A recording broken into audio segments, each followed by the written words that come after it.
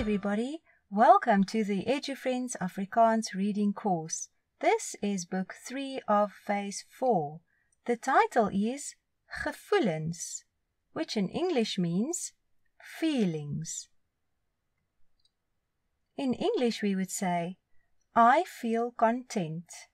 And in Afrikaans, ek voel tevrede.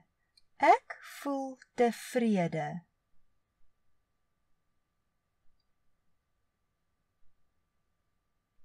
They feel happy. Hulle voel gelukkig.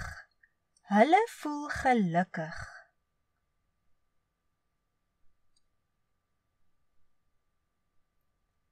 We feel unsure.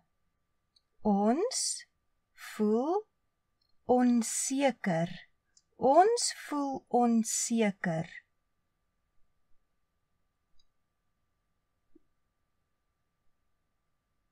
He feels scared. Hy voel bang.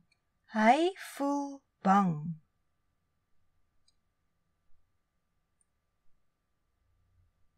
She is surprised.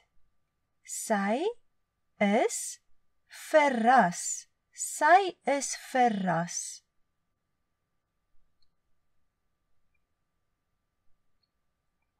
I am angry.